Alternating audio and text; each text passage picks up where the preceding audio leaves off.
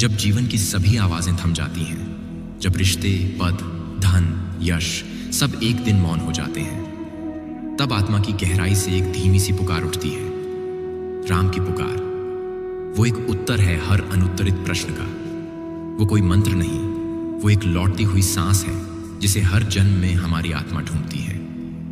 वो जो दिखाई नहीं देते लेकिन हर टूटे हुए पल में टिके रहते हैं, वो जो मंदिरों में कम और बिखरे दिलों में ज्यादा मिलते हैं। इस कलयुग की भीड़ में जब सब कुछ मिलकर भी कुछ नहीं लगता, तब यही नाम अंधेरे को रोशनी में बदलता है। आज हम उसी नाम की ओर चलेंगे जहां शब्द नहीं केवल शांति है, जहां जवाब नहीं केवल राम है। तो चलिए इस भाग दौड़ भरी जिंदगी को कुछ पल के लिए शांत करते हैं। इसलिए कहीं जाने की जरूरत नहीं, बल्कि आज की इस भक्तिमय यात्रा में अंत तक हमारे साथ चलना है। क्योंकि ज्ञान देना हमारा काम है, इसे स्वीकार करना या नहीं वो आपके मन और विचार पर निर्भर करता है। तो चलिए प्रभु श्री राम का आशीर्वाद लेकर वीडियो को आरंभ करते हैं। जब युग बदल रहा था, द्वापर जा रहा था और कलयुग आने को था, देवता व्याकुल हो उठे। उन्होंने ब्रह्मा जी से पूछा, हे प्रभु, जब कलयुग में अधर्म, लोभ और पाप का बोलबाला होगा, तब मनुष्य कैसे भगवान तक पहुंचेगा, कैसे मोक्ष पाएगा? तब ब्रह्मा जी ने उत्तर दिया, हे देवों, कलयुग भले ही अंधकारमय होगा, लेकिन उसमें एक अमूल्य रत्न छिपा होगा, राम नाम, जो हर युग के तप और यज्ञ से भी श्रेष्ठ होगा। यह सुनकर देवताओं ने शांति की सांस ली। उसी क्षण नारद जी ने पूछा, क्या राम नाम इतना शक्तिशाली है कि वो कलयुग के भीषण पापों को भी हर ले? ब्रह्मा जी मुस्कुराए और कहा, नारद, राम नाम तो ऐसा अग्नि है जो समस्त कालों के तम को भी भस्म कर दे। उस दिन से नारद मुनि केवल राम राम राम जपते रहे और गाते रहे। कहते हैं, जहां नारद की वीणा से राम नाम निकला, वहां का वातावरण स्वर्ग से सुंदर हो गया। वहीं एक बार मार्कंडेय ऋषि ने कहा, कलयुग में न तप काम आएगा, न तीर्थ, न व्रत, केवल राम नाम का स्मरण ही जीवन को तार सकता है।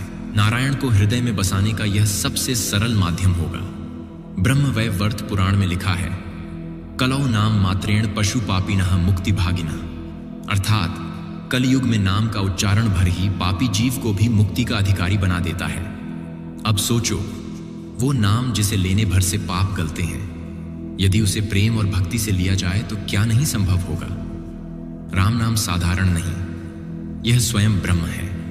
यही कारण है कि तुलसीदास जी ने कहा, राम नाम अति पावन पवित्रा, मिटत सकल मल मोद सहित हृदय बसत रघुवीरा।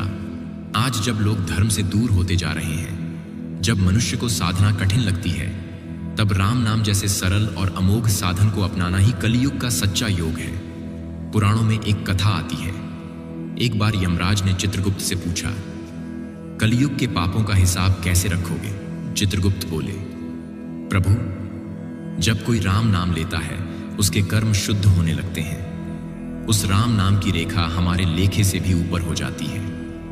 यमराज हंसे और बोले, तब तो हमें भी डर है, कहीं राम नाम लेने वाले सीधे विष्णु धाम ना पहुंच जाएं। और यही सत्य है, राम नाम लेने वाला कलयुग में रहते हुए भी भगवान के समीप होता है। कबीरदास जी कहते हैं, राम नाम उर मंज बसई, पाप टरे सब दूर, जो जाने राम तजय नहीं, ताको लागे ना और। तो हे श्रोता, इस कलयुग के तूफान में अगर कोई किनारा है तो वो राम नाम है। इस कलयुग में अगर कोई अमृत है तो वह राम नाम है। और इस कलयुग में अगर कोई जीवन का असली सार है तो वह केवल और केवल राम राम राम ही है। क्योंकि कलयुग का अंधकार दिन ब दिन गहराता जा रहा है। मनुष्य बाहर से चमकता हुआ प्रतीत होता है, लेकिन भीतर से खाली होता जा रहा है। हर ओर मोह है, छल है, विकार है, और यह सब इतना सामान्य हो गया है कि अब कोई इसे पाप भी नहीं मानता। लेकिन इसी गहन अंधकार में अगर कोई प्रकाश है तो वह केवल राम नाम है। यह नाम कोई सामान्य शब्द नहीं है, यह वह स्पंदन है जो सृष्टि के आरंभ से पहले भी था और प्रलय के बाद भी रहेगा। जब कोई हृदय से राम कहता है तो वह केवल उच्चारण नहीं करता, वह अपने भीतर छिपी आत्मा को भगवान के चरणों में समर्पित करता है। और कलयुग की यही विशेषता है कि यहाँ राम नाम सबसे जल्दी फल देता है। पहले के युगों में योग, यज्ञ, तपस्या और कठिन साधनाएं करनी पड़ती थी। लेकिन अब केवल नाम स्मरण से ही मनुष्य भवसागर पार कर सकता है। राम नाम केवल पापों का नाश नहीं करता, वह मन को शुद्ध करता है, हृदय को कोमल बनाता है, दृष्टि को निर्मल कर देता है। और जब दृष्टि निर्मल होती है तो संसार वैसा नहीं लगता जैसा पहले था। उसी भोजन में अब प्रभु का प्रसाद दिखता है, उसी व्यक्ति में अब नारायण का अंश दिखाई देता है। वही जीवन जो बोझ लगता था अब उपहार बन जाता है। कलयुग में सबसे बड़ी उपलब्धि है यह सहज भक्ति, क्योंकि यही सबसे कठिन चीज को भी सरल बनाया गया है। न किसी तीर्थ की आवश्यकता, न किसी महायज्ञ की, न ही किसी विशेष वेश की आवश्यकता। बस हृदय की गहराई से निकला एक राम ही पर्याप्त है। कहते हैं एक बार यमराज ने नारद जी से पूछा कि कलयुग में तुम्हारे सबसे प्रिय भक्त कौन है।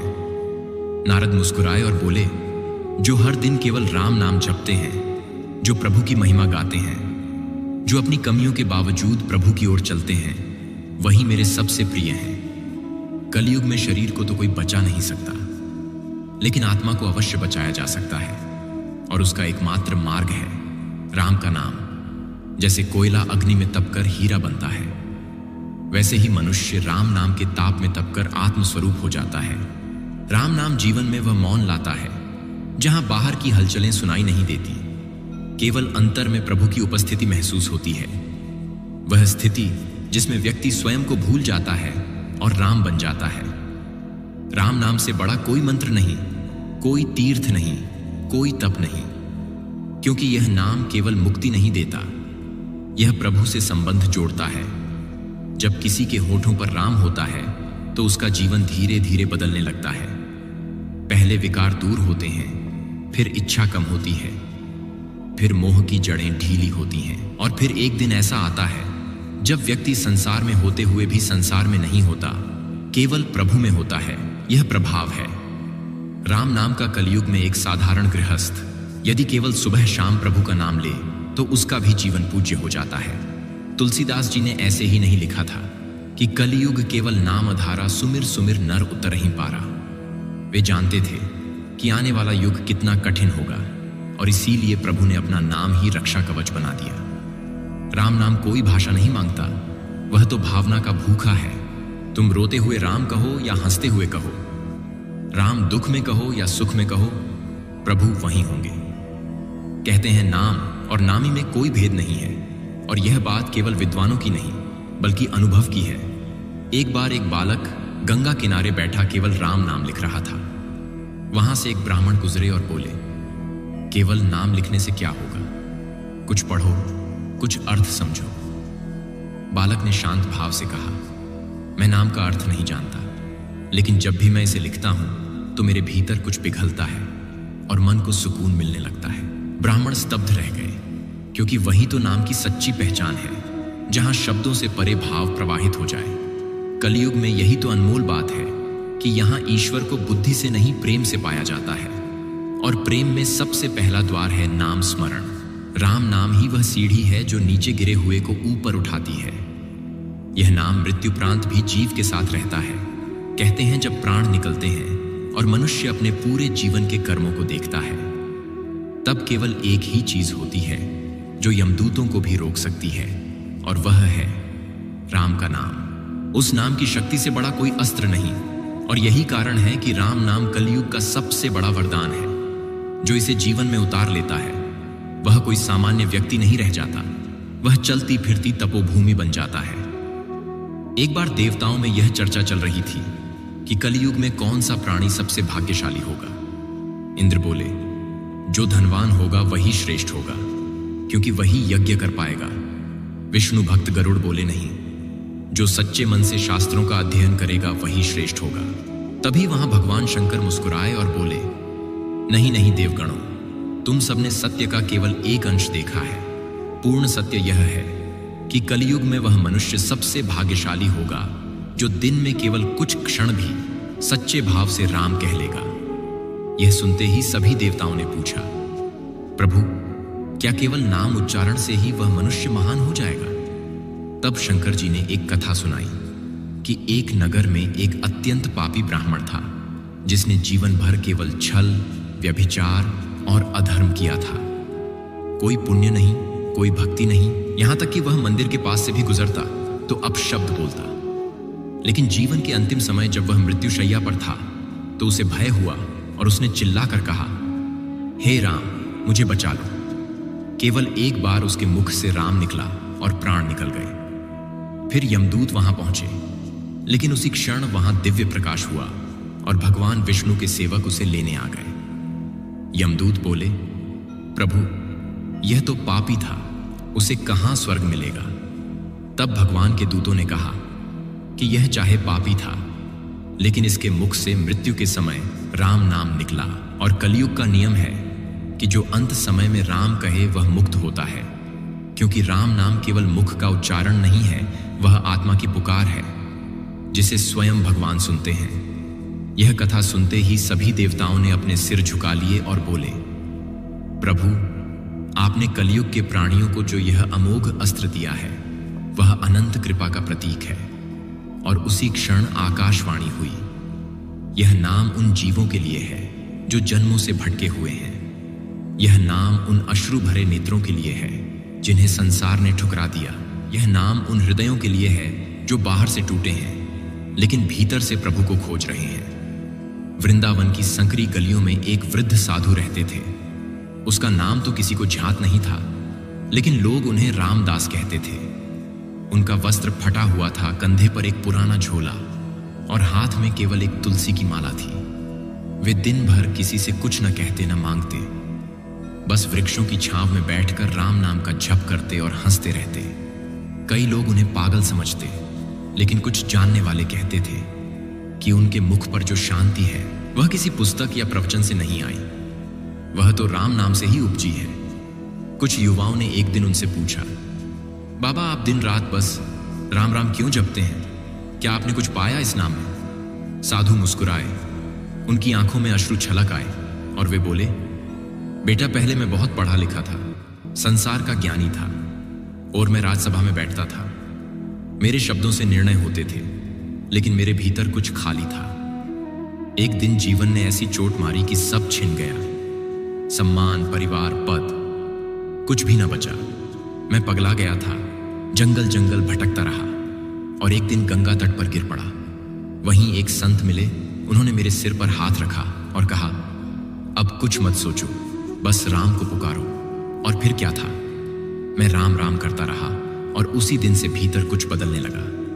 आंखों से आंसू बहते रहे और धीरे धीरे जो ज्ञान पुस्तकों में न मिला वह इस नाम में मिलने लगा।